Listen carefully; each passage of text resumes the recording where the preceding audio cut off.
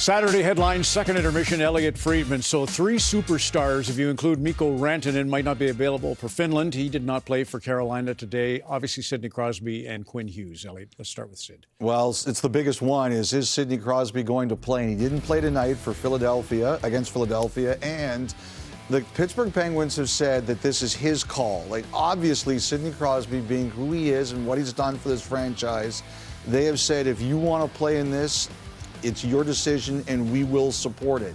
Now, I'm under the impression that what Crosby is deciding, and I think he wants to play, is can he be himself or close enough to himself that he will play? And I think a lot of people out there would say, hey, even if you're 50% Sidney Crosby, you're better than almost everybody else. But he does have a certain expectation of himself, and I think he wants to believe that he can be at or near that level before he commits. Now, one of the things I've heard has kind of been discussed in Crosby's case in particular is even if he doesn't play the first game against Sweden, their second game isn't for a week. So with 7 days, could he play games 2 and 3 for Canada?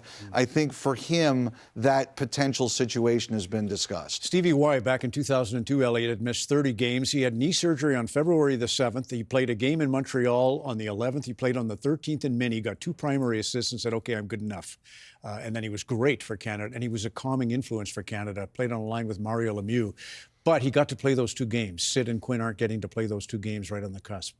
Yeah, I mean, like I said, Crosby, if he wants to play, I don't think anyone's going to have a problem with it. Now, Quinn Hughes, slightly different situation. Again, it's his call. I think the Canucks are leaving this up to him, and I've heard he's just agonizing over it. He skated this morning. They showed the video early in the broadcast. It's been reported as an oblique injury for Hughes.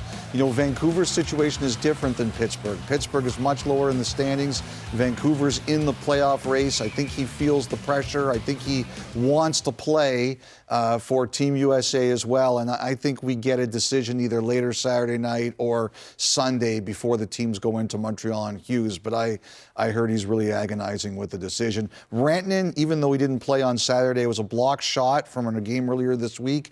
It doesn't seem to be as serious, but you know, we'll wait to see the final call. So you've got a list of names here. I don't know if it's wishful thinking or if they're actually waiting to be traded, but let's start with Tarasenko. Yeah, so this one is a little bit of a surprise. You know, Vladimir Tarasenko is first year of 2 in Detroit, and he's got a no-trade clause this year, but I've heard there's been some noise around him. The Red Wings have gotten much better. They're in the race. A lot of their players have started to play better, but it's kind of struggled to be a fit. He scored today. They got Vasilevsky. They outshot the Lightning, but he beat them. And I've just heard, Ron, that in his particular case, there's been some conversation around him, and we'll see how it all develops. Some other names to keep an eye on. Brock Nelson is the one that a lot of people are really watching to see what happens to him. I think the Islanders are about to begin a real attempt to try to sign him, and we'll see how that develops over the next couple of weeks.